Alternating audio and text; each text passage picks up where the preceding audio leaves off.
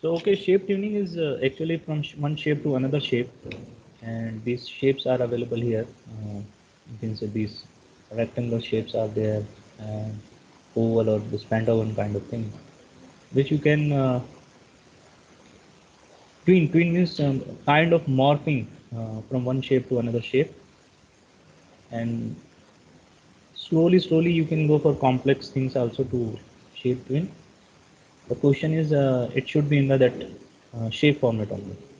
For example, if I take this one and there are few layers,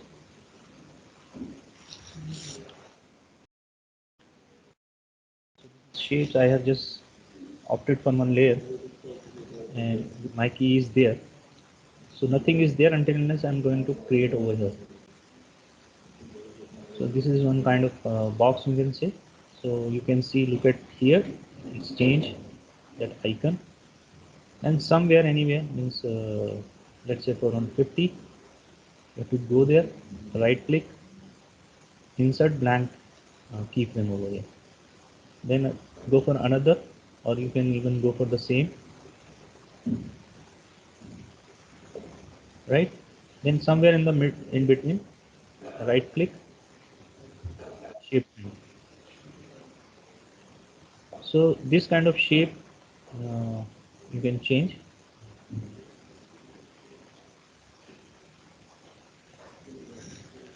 Just we select this one, double click, you can change the color, or for example let's say for this one. So let's see. So even you can see the color is also getting that kind of morphing over here, right? So this we call it shape to shape twinning. Twinning is nothing but the interpolation of the data generated by the system based on your first key or last key or maybe some other key.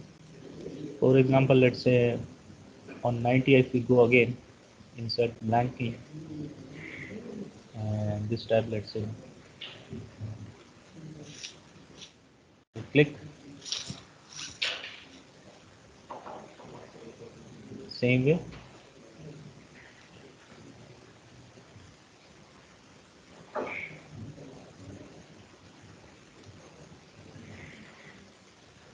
So it's very basic ground level shape tuning, where we are using shape tuning concept of this animate CC. So one shape to another shape.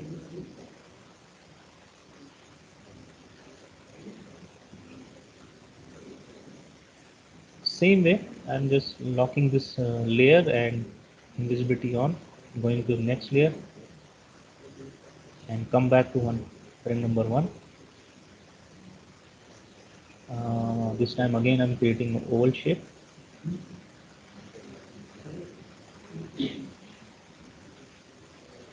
Right. So color is your choice. You can go here.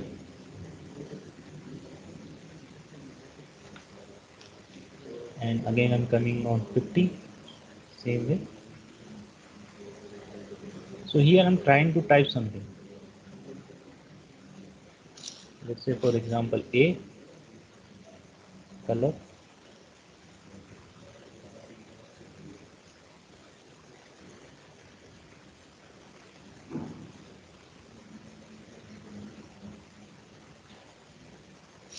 Then like this one.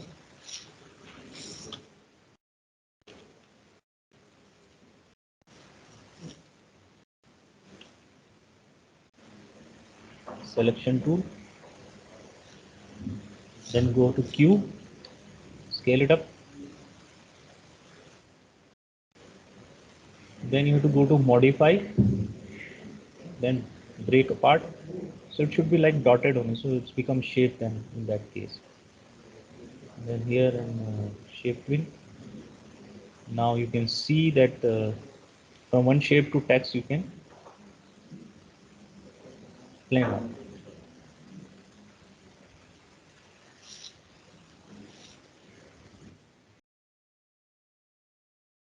Just press F5.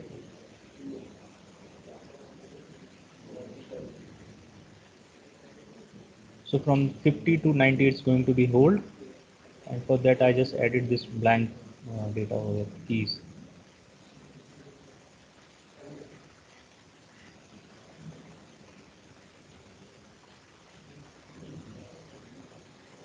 Okay. So here only I'm going for new. This time we have to go manually purely.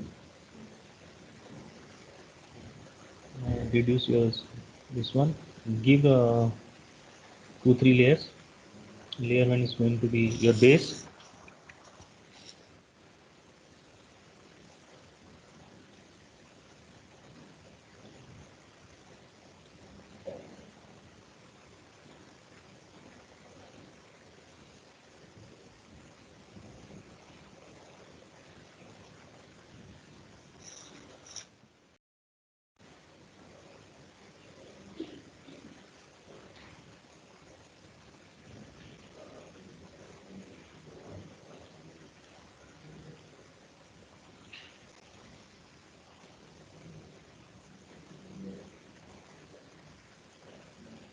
Somewhere you have to close large gaps.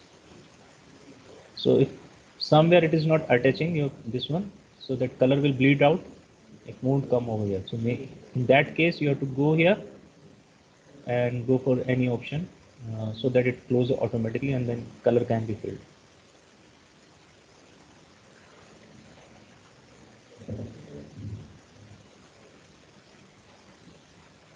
Some earthy color,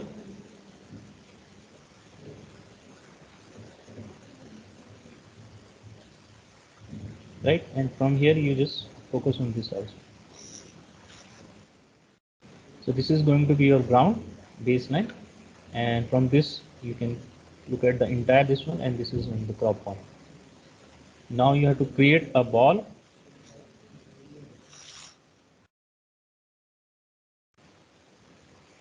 So lock this layer and randomly means maybe 150 or somewhere. Insert frames. We are considering this much time for animation, and same for this one. Insert frame. So we are creating a ball kind of thing. Change the color.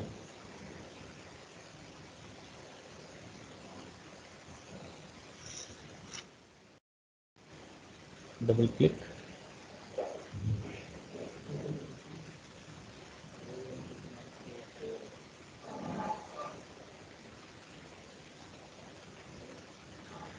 And convert into symbol.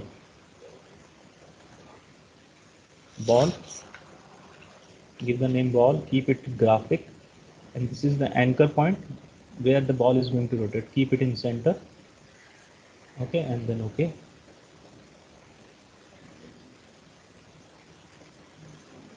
And keep first position from somewhere outside. Anywhere. Bring into this.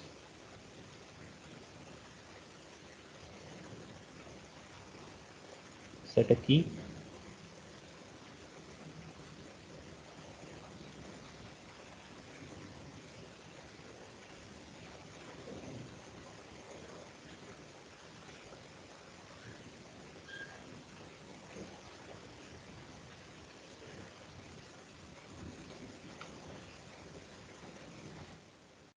Zoom out.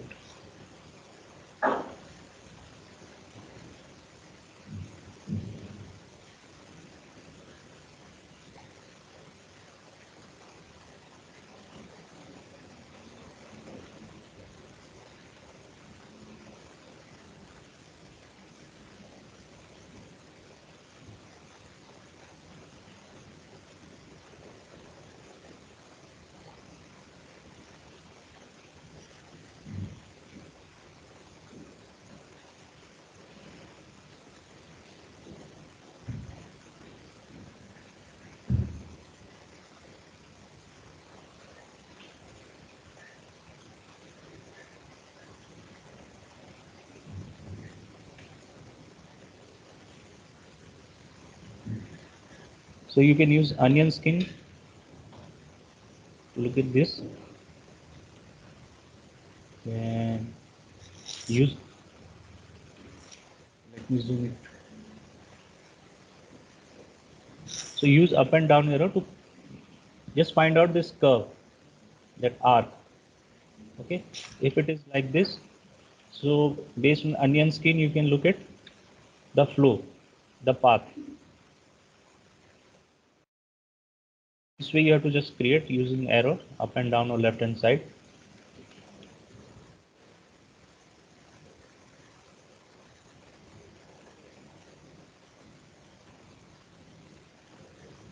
So by increasing this much frames is going to be under onion skin.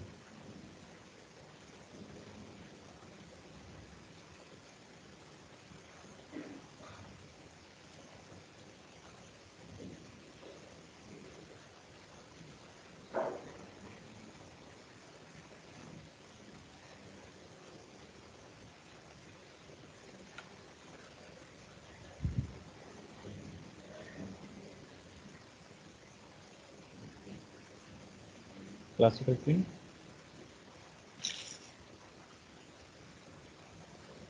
Select the key.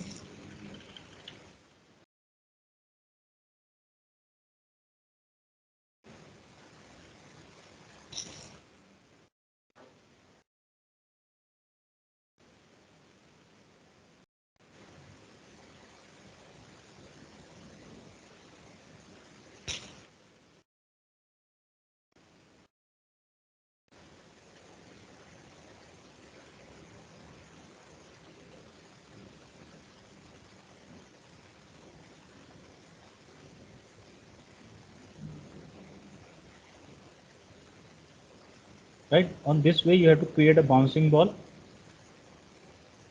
Timing, you have experienced last time that if you keep your images nearby,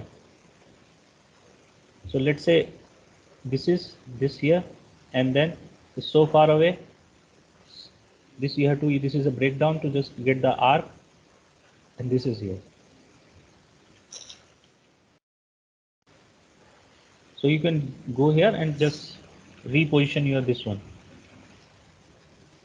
Look at the onion skin.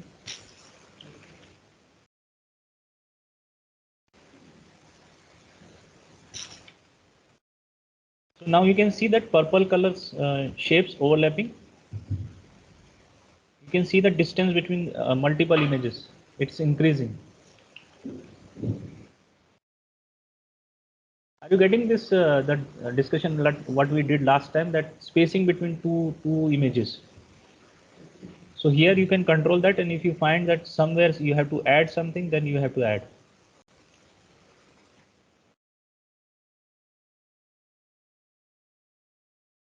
The next key.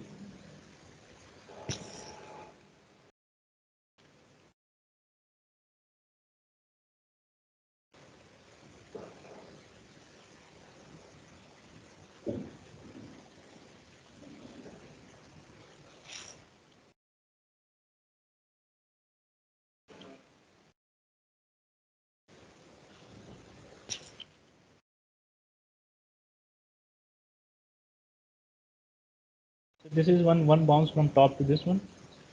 Go back here.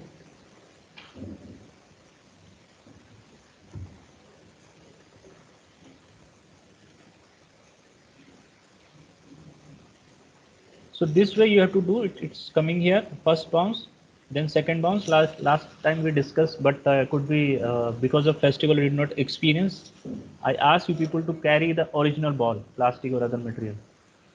Or if you are not carrying, at least wherever you are staying, just take a video, shoot that. What if this is the topmost height, over here? Then after first bounce, means after touching this, how much it is gaining the height? Is it going at the same, let's say for 20?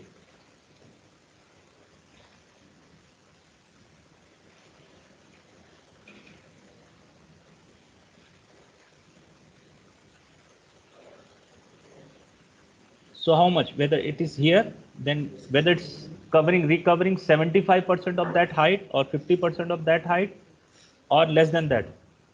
So if material. It's by this technique you can create the behavior of material. Let's say if it's made out of some metallic ball. So you know the metallic ball won't bounce back that much like the plastic ball or rubber ball. So then this height is not going to be that much.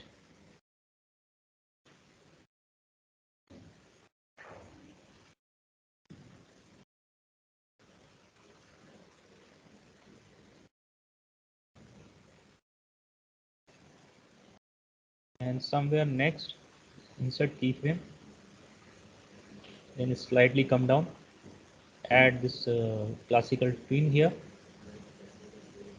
so on.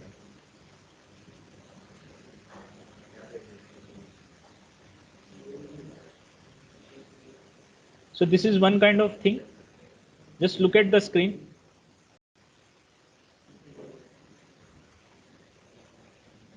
So it won't bounce back much, right? But I just go and manipulate the same keys.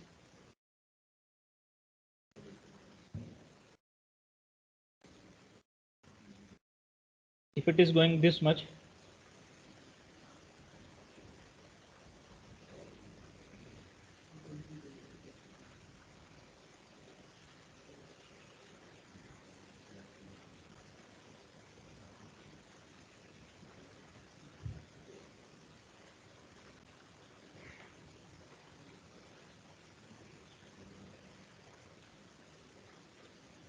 right? So by experimenting different, you have to study real ball or real material, whatever you are about to animate, and accordingly you have to by timing and spacing. Now we are just playing with the spacing distance between two images.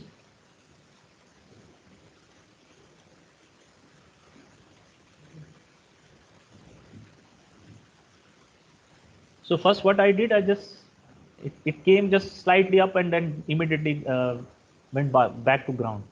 So it creates some kind of heaviness in the same, because this is not the real ball, right? But we are giving with the images that behavior, material behavior we call it. So this is from bouncing ball. For in later stage, let's say it could be anything. It could be your mobile is falling from your hand. So you have to understand the weight and the material behavior, then you can animate. Or if you have carrying a balloon and you just lost in the air, then the movement of that balloon is going to some other way. So material behavior you have to understand very clearly to give the life to animation.